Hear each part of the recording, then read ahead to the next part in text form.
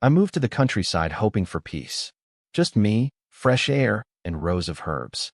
But peace didn't stand a chance when two Karen sisters in a white Lamborghini decided to use my farm as their shortcut. At first, I thought it was a mistake, but then I realized it was a routine. What started with tire tracks escalated into something much bigger. HOA threats, illegal activities, and eventually, their car wasn't going anywhere. Stick around, because this story got wild. If you've ever had a neighbor treat your land like it's theirs, drop a comment. I read every one of them here on QA Stories. Let me take you back to how this whole mess began. I'm Leo, and after 20 years of city noise and cramped apartments, I saved up enough to buy my dream.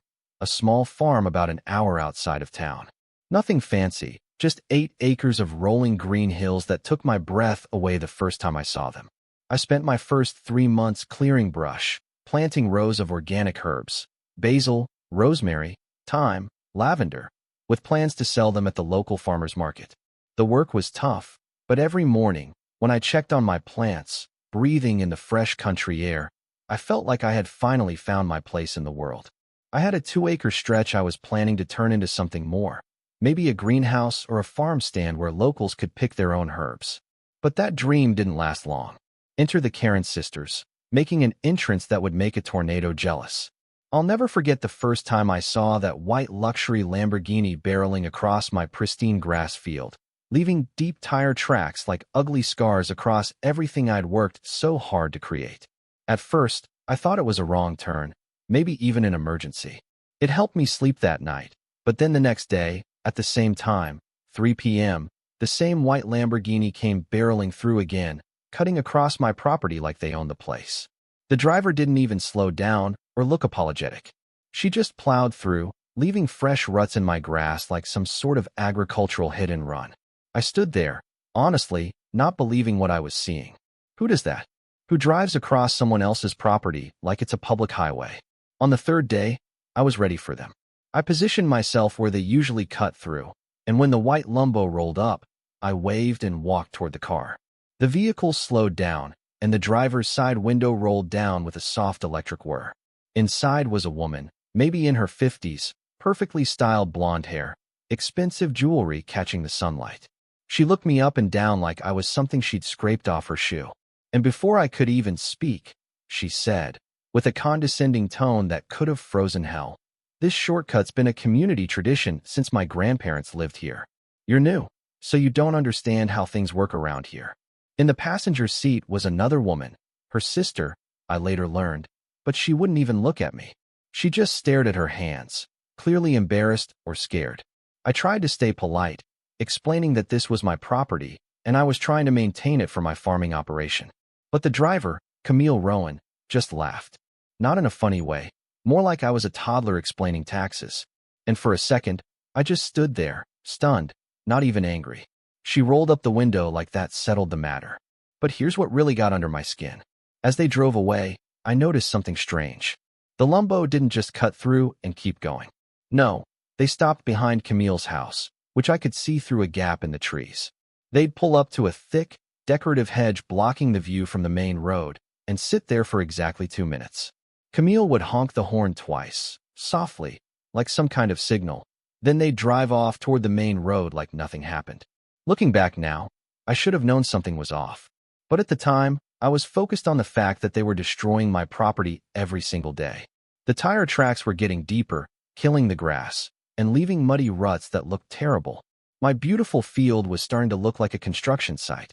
Every night, I'd go to bed frustrated, and every afternoon, I'd hear that engine and know they were out there ruining my land again. The audacity was almost impressive. Almost. Here I was, a guy who'd worked his whole life to afford a piece of land where he could grow something beautiful. And these two women just decided my dreams didn't matter. The entitlement was breathtaking. But what really got to me wasn't just the damage. It was the way Camille looked at me like I was nothing, like my concerns didn't even matter. Every day, same routine. 3 p.m., white Lambo, fresh tire tracks, that smug expression on Camille's face. The passenger, Martha, always looked miserable, like she was trapped in this situation but couldn't escape. There was something in her posture that made me feel like she was just as much a victim of Camille's behavior as I was. But I didn't think much about that at the time. I was too frustrated with the whole thing. The situation felt surreal. I had moved to the country to get away from people who didn't respect boundaries, but here I was, dealing with behavior worse than anything I had faced in the city. At least in the city, people were decent enough to be anonymous about their selfishness. Out here, they looked me in the eye while destroying my property. Little did I know, that mysterious 2-minute stop was funding Camille's entire empire and would soon lead to her downfall. After a week of watching my field get torn up, I decided to act. I went to the local hardware store and bought 3 large, professional-looking signs that read, "Permitted property, no trespassing," in bold red letters. These weren't small yard sale signs. They were serious, 2 feet by 3 feet, mounted on sturdy metal posts. I spent my Saturday morning putting them up at all the key entry points. The signs were clear and visible from a distance, no room for interpretation. I never thought I'd have to beg people to stay off my own land in America, the land of property rights. But apparently, that didn't apply to entitled neighbors who valued their convenience more than my property.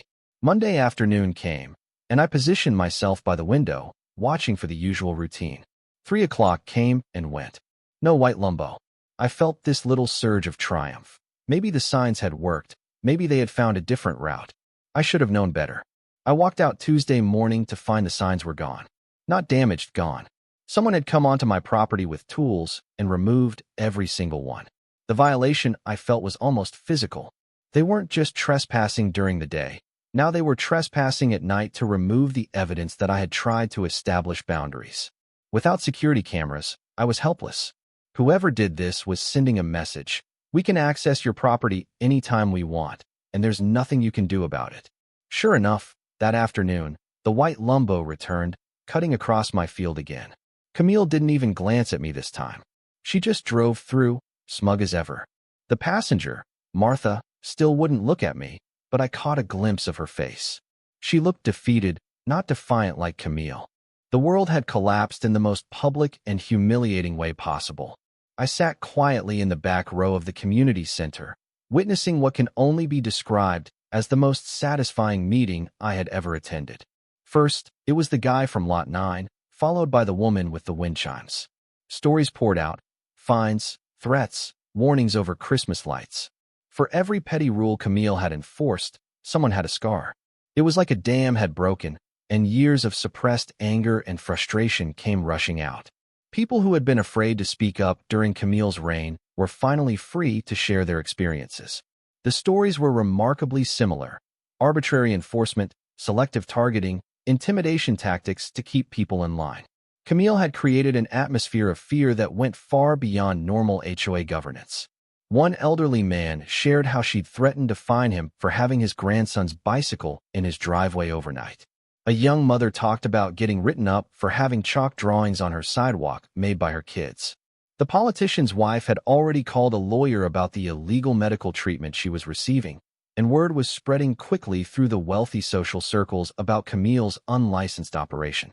Other clients were panicking about their own exposure, and several had already contacted authorities to get ahead of the scandal. The county inspector was scheduled to arrive the next morning, followed by state health department officials who were very interested in the unlicensed medical procedures. Final vote, 4-1. The one was Camille. She still raised her hand, clinging to the last chip at the poker table after losing everything. But the real consequences went far beyond losing her volunteer position. Within a week, she was facing heavy fines, potential criminal charges, and the complete destruction of her reputation in the community. The IRS got involved when they realized none of the substantial income from the operation had been properly reported. Local news picked up the story, and suddenly everyone in town knew about the HOA president who had been running an illegal medical spa while harassing neighbors over paint colors. Martha inherited half of the house when Camille was forced to sell and move away to avoid further legal complications and the daily humiliation of facing neighbors who now knew exactly what kind of person she was. For the first time in decades, Martha had her own money, her own space, and her own choices about how to live her life. She became one of the most enthusiastic members of the new democratically run HOA board, advocating for fair policies and reasonable enforcement. The transformation was remarkable, from a scared, beaten-down woman to someone who stood up for her neighbors, and fought against the kind of abuse she'd endured for so long. As for me, I received a formal written apology from the new HOA board for the harassment I had endured, along with a promise that property owners' rights would be respected going forward. The community actually came together in a way that hadn't happened in years. Neighbors who had been afraid to speak up were finally feeling free to participate in decisions that affected their lives. Property values increased with the improved neighborhood harmony, and the entire area became a genuinely pleasant place to live instead of a dictatorship disguised as a homeowners association. 3 months later, I was standing in the most beautiful field you've ever seen. The scars on my field were gone, replaced by rows of sunflowers, bright, defiant, and exactly where Camille's tires used to be. I even put up a new sign, private property for sunflowers only. The whole area looked like something from a postcard. Rolling green hills dotted with golden flowers, peaceful, productive, and completely mine. Those sunflowers became a local landmark. People would drive by just to see them, and more than one neighbor told me they served as a reminder that bullies don't always win. The farmers market had been a huge success. My herbs were some of the most popular items at the Saturday morning market, and I had built a loyal customer base who appreciated the quality and care that went into everything I grew. But more than the business success, I had found the peace I was looking for when I left the city. No more white SUVs cutting across my field. No more harassment letters about paint colors. No more feeling like I had to defend my right to exist on my own property. Sometimes, I'd catch sight of Martha walking her dog past the sunflower field, and she'd wave with a genuine smile that reached her eyes for the first time since I'd known her. She'd started a small consulting business, helping other HOA communities develop fair governance policies. Using her hard-earned expertise about what happens when power goes unchecked, she became one of the most respected voices in the community. The golden retriever had gained weight and confidence, too, running freely through the fields instead of cowering beside an anxious owner. And that's how I used completely legal methods to turn 2 Karen sisters into exhaust justice, served with a side of beautiful sunflowers. Ever dealt with power-hungry neighbors who thought they owned your property? Share your story in the comments. I read every single one, and some of these stories might become my next video. Also, hit that subscribe button if you want more satisfying justice stories like this one. And that's how 2 Karen sisters went from tearing up my land to losing their HOA throne, courtesy of a few cameras, some legal research, and a perfectly placed spike strip. The sunflowers are blooming. Camille's empire is in ruins. And for once, the HOA meeting actually ended with applause. If you've ever had to deal with neighbors who act like your yard is part of their inheritance, I'd love to hear your story. Drop it in the comments. Who knows?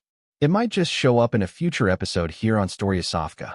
And if this kind of slow burn revenge hits the spot, go ahead and subscribe. We've got more justice on the way.